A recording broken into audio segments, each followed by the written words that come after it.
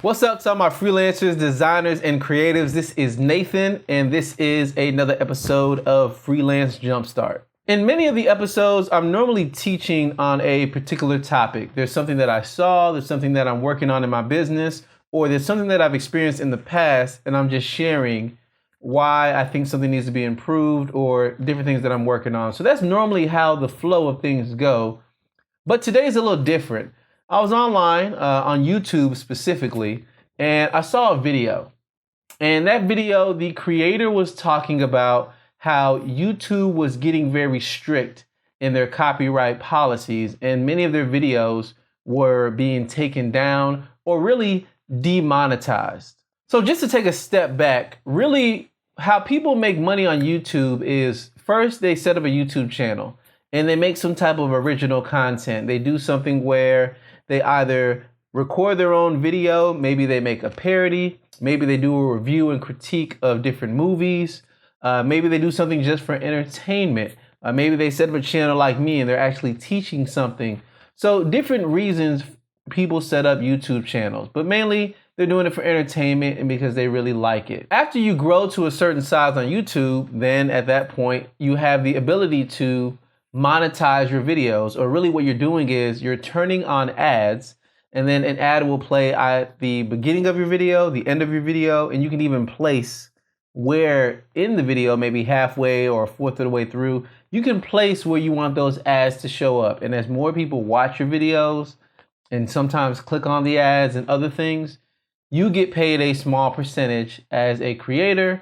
And the channels that have hundreds of thousands, if not millions of views, a lot of times that is enough ad revenue to live off of. So that's the background of YouTube and creators getting paid using ads. But more specifically, I saw a creator online and he was complaining, talking about YouTube. And I remember he made the comment and said, this is our livelihood. If you demonetize our ads, we are going to lose out on money, and some of us are trying to survive and feed our families. Now, I understand exactly where this person is coming from, and he wasn't the only one who felt like this. I saw, if not dozens of videos online of people critiquing YouTube, talking about how it's changing, how they're leaning more towards advertisers, and they really don't represent the people anymore. So the creators that made YouTube popular, they're somewhat pushing them to the side to favor larger broadcast networks and news stations and different news channels and news networks and other networks. They get all the priority and all the attention on YouTube, and the creators that built it, they don't get that much attention. Now, I get it. People genuinely feel betrayed. I mean, could you imagine putting in all the work to build something and then someone tell you that if you want to enter the building, the one that you built with your own hands, if you want to enter into this building, you have to pay a higher fee to get in, or you're not allowed in at all? That would be very frustrating. You literally built the building with your hands and now you can't get in it. And that's how some creators feel on YouTube. But I wanted to call attention to something because this is an opportunity to share something that I've said in the past, I still believe now, and I'm probably still going to say in the future. Now, honestly, I'm not trying to offend anybody. I'm not trying to say anything bad.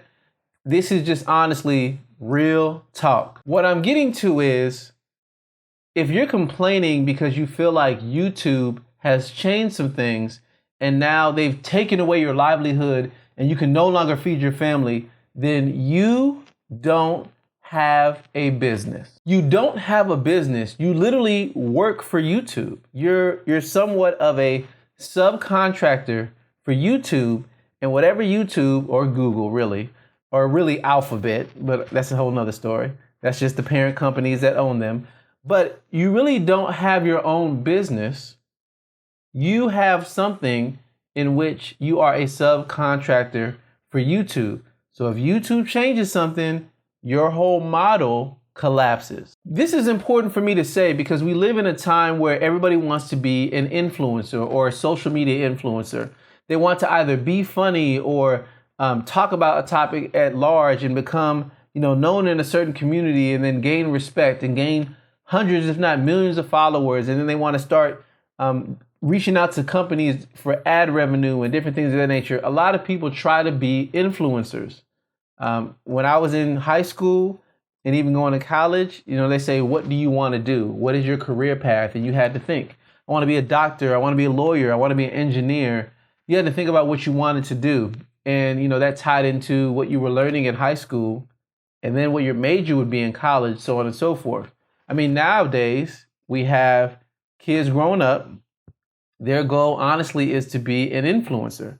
And they are 10 years old, 11 years old, 12 years old, and they have their own YouTube channels.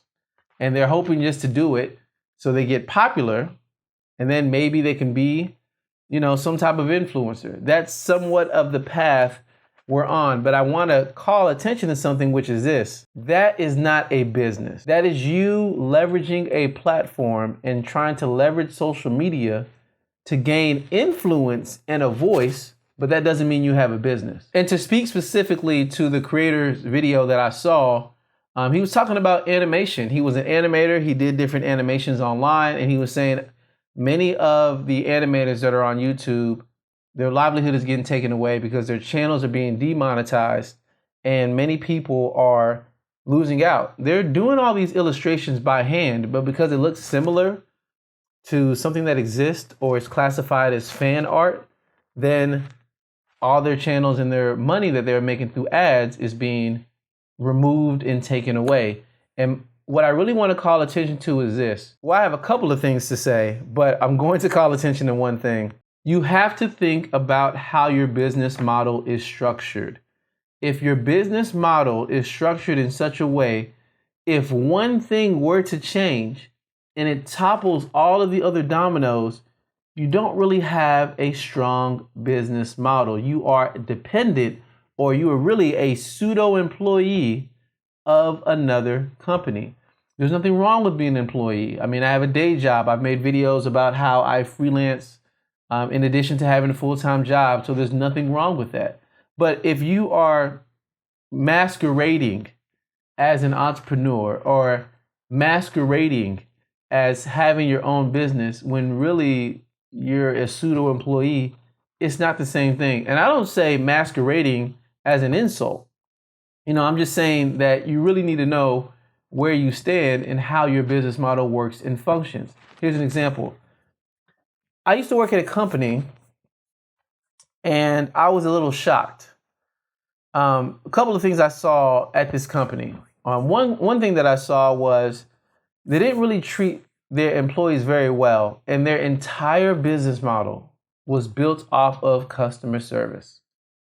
They actually tried to outsource, customer service to a different country that was cheaper for them, and it almost killed the entire business. So they said, we can't do that. We're going to keep customer service in the US, specifically Houston, and their main value was customer service.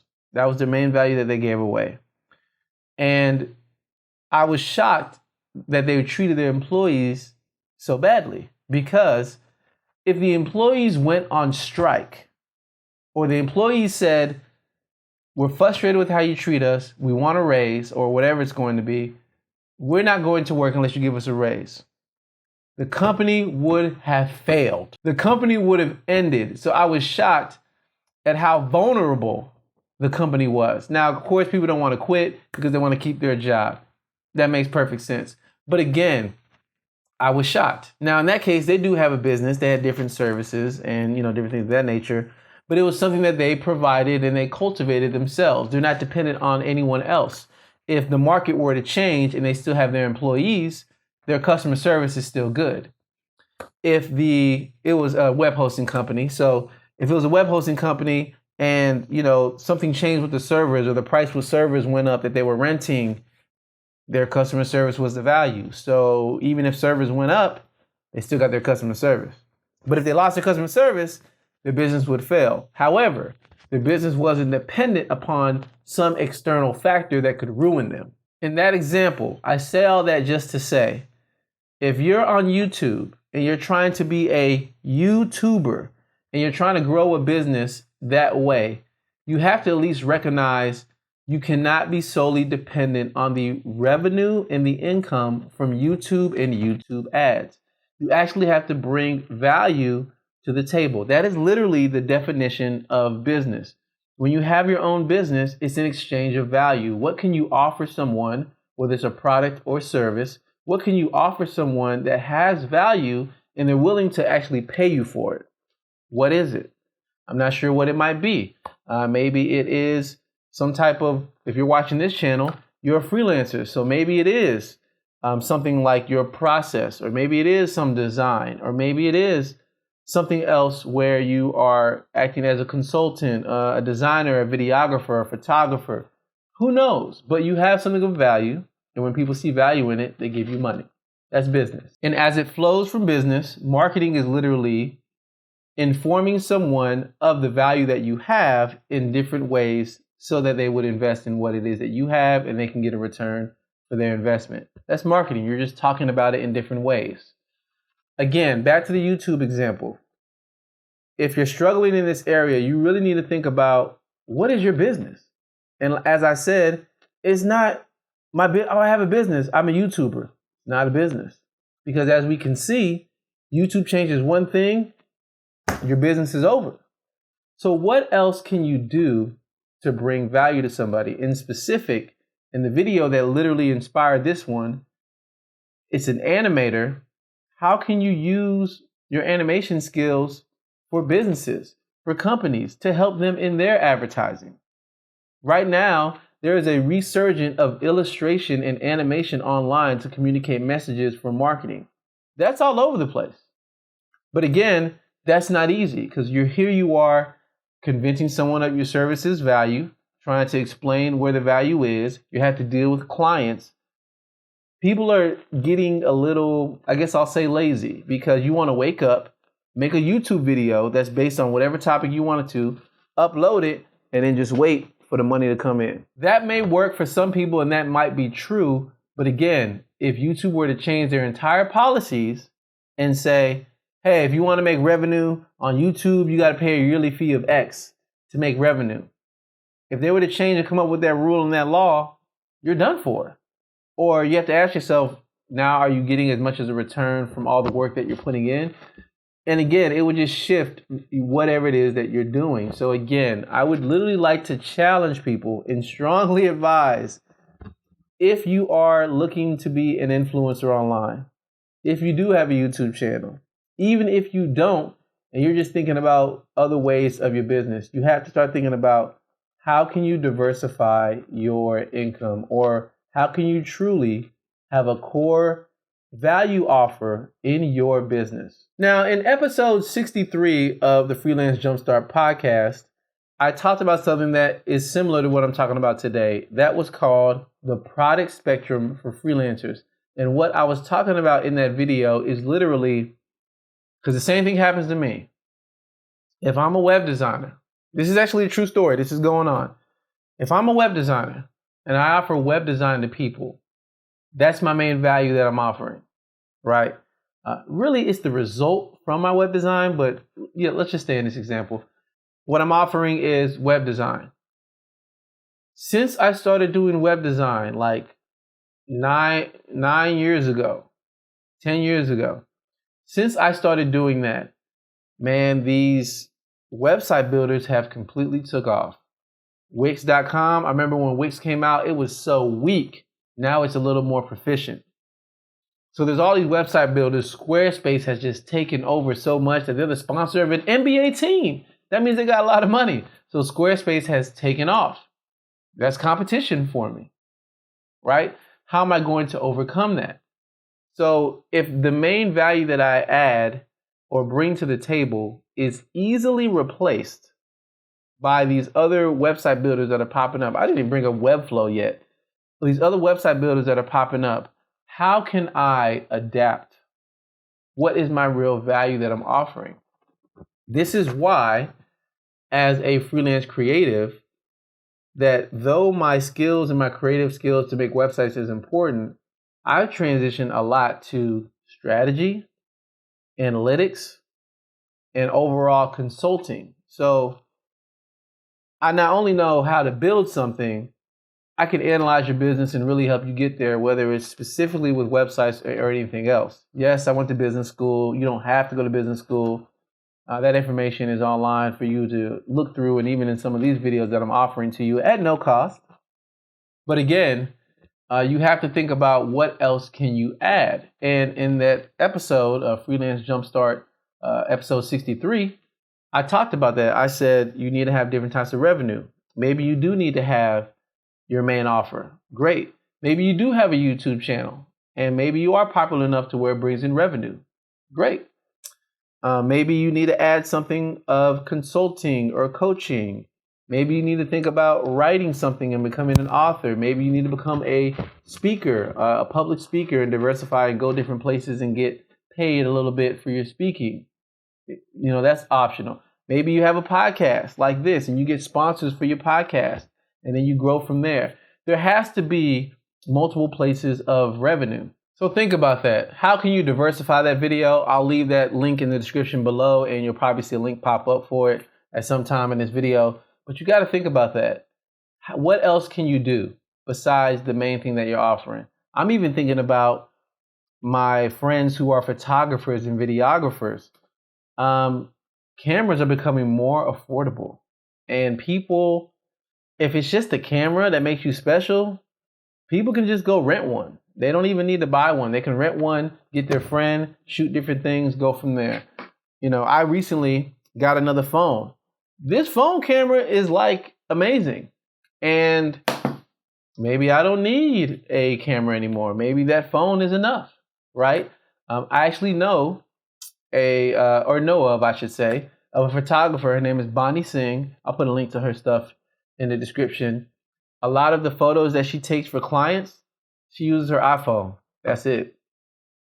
So again, if the camera is your main value, whether you're a videographer or photographer, someone can buy one. So I really want to challenge anyone listening to think, are you someone who could be replaced? Are you, in a sense, what they would call a substitutionary product? If I don't go to you, I could easily replace you with something else. And if you're easily replaced, how can you make yourself irreplaceable? Another thing I want to touch on just before closing out the video is the platform has the power, not you. I mean, again, I talked about YouTube. YouTube or Google, they built up that platform. Like, they own it. They can do whatever they want to with the platform at any given time. So really, you can't place your security there. You can't place your reliability or dependence there. They can change tomorrow. If that's the case, start thinking about, where are your videos? Have you downloaded all of them? Or if YouTube deleted your channel because they felt like it, you have nothing. Have you downloaded all your videos? Have you stored them somewhere? Have you went to the store and bought a drive to say that, hey, I'm going to store my videos here on this drive just in case something happens? Are you uploading them in secondary places? What would happen? The platform has the power, not you. However, you are the main star to your audience, right? If you have an audience on YouTube, are you connecting with them? At the least, do you have a mailing list? Have you at least run off to MailChimp to get a free account just so that you can start contacting your audience more regularly? Maybe you need to make a Facebook group, and on Facebook, you're contacting your community. Maybe you want to make a free Slack channel. Maybe you want to make a free Discord channel just so you can talk to your audience. The value is the fact of your audience, not the platform. So how can you connect with your audience outside of the platform? I know the platform is the main place, but the platform has the power. If they change and start charging you to reach out to your community, what you going to do? So again, start thinking more business-like and less influencer-like, right? And this is going to be a shifted mentality that other people have to think about. And I'm picking on YouTube because it's just an example that, came up and I saw it, and it's the main subject for this video now. But it's really with anything you're placing too much dependence on and is really not building up your business in the proper manner. Another point I definitely want to say before the video closes is social media is not a business. It's an acquisition channel. In other words, social media is a place where people go to talk, share different things about their lives, find out different news, and then you add to the conversation. And sometimes there's advertisements that's relevant to them. And sometimes you advertise your product, your services, and they come in and they learn about you. So really, think of social media like any social setting. If we were in a room at a cocktail party and just talking to one another and just saying, hey, what's going on? Hey, my name is such Nathan. Good to meet you. And I'm talking with someone and someone just walks in our conversation and says, hey, how you doing? Would you like to buy this new email marketing product? That wouldn't make any sense. And social media is the same way. Yes, I can have a conversation with someone. In our conversation, they can say, yeah, I'm having an issue with email marketing. I don't know what to do. Hey, I do have this resource, but that's after a conversation, right? So again, social media is an acquisition channel or a way to get people to you and learn more about you. But after that point, they need to get into your ecosystem. It's not like a business. Sure, there's social media consultants, there's social media marketing. That is a business, but you just having social media, that's not a business. That's your acquisition channel. And the last thing that I'll say is this. In the specific example I gave earlier about the YouTuber complaining about being demonetized, and the list goes on, to them, I would say this. In that video, you listed yourself and many of your friends who you said were experiencing the same trouble. I'm really curious. Now, when you start a business, it's about risk. Why don't you and your friends just go start something? Why can't you and your friends really just go build a website of some sorts, put your exclusive animations on it, and get it up and running? I honestly don't see why you couldn't do that. You literally listed 20 people that you knew that was experiencing this issue. 20 people is a lot. Why can't you all come together and do something with all the talent that you have? I don't know. I know an animator right now who is on YouTube, and he releases some of his animations on YouTube. And he said, you know what? I'm going to make a full-length movie. And it's taking him a while, but he's just accepting donations, and people are paying him for it. He's making more money than he would have been making in ad revenue just by saying he's going to commit to make a full-length animated movie in order to get people. And people are donating to his Patreon to get it done.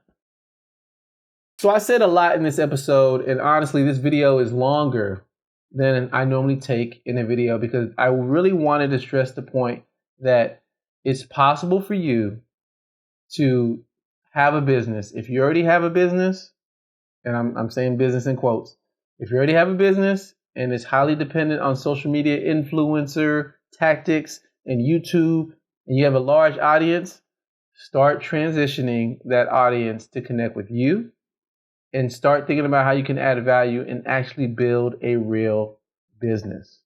Many of us say, I have my own business, but you're not making any profit. Start thinking about how can you make profit. Start thinking about how can you diversify your offering. Start thinking about how can I no longer be a one-trick pony. What else can I do? What else can I learn? There's no excuse for anybody learning. I told somebody just last week that, and this is in Houston, the Houston Public Library has a public library card. If you get a public library card, you get free access to lynda.com. You go to lynda.com, you can sign up for any course you want and learn anything. I know people say lean to your strengths. So whatever you're good at, lean in on that. That's fine. What else can you learn? What else can you add to enhance your skills? I also talked about this in another episode of this podcast. That episode was episode 59, where I talked about the difference between a freelancer, a consultant, and an agency.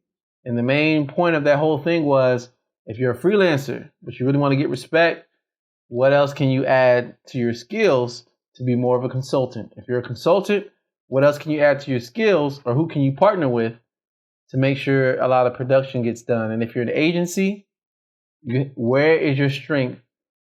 Where does your strength lie? Is it just the fact that you have a lot of people, or do you do one thing better than the other? And in that video, I go into the differences of all of it. So again, I want everybody to be successful. I don't want YouTube to trip and, take revenue away from people. I don't desire that at all. And I'm not trying to defend YouTube or defend any large company that switches up on their members who help build it. I'm not trying to talk about any of those things, but I do want to lean in on when you build a business, you may start dependent upon, one large entity. But more and more and more, you have to become independent of them and stand on your own 2 feet. Thank you for taking the time to listen to this episode. I greatly appreciate it. If you liked anything you heard in this video, give this video a thumbs up. If you're watching on YouTube, feel free to subscribe. If you're listening to the podcast, please leave a review. I would definitely appreciate a review. Many people don't leave reviews anymore. That's okay. But regardless, it just lets me know that the content that I'm making is valuable to you. And again, I wanted to lean in on this. Anybody have a question about anything I said? I'm very good at hearing what people are trying to do and then recommending different paths of what they can do. So feel free to reach out to me on social media, Nathan Allotey, Twitter, IG, all that stuff. You want to reach out to me directly on my site, feel free. I will respond either way. But yeah, let's actually build businesses so that we're not dependent upon all these other things and become pseudo business owners. Let's make sure to build our own thing and build our own platforms just so that we can work towards, as I mentioned, being independent and not solely reliable on one factor to ruin our businesses. To the next one, I will catch you later. See ya.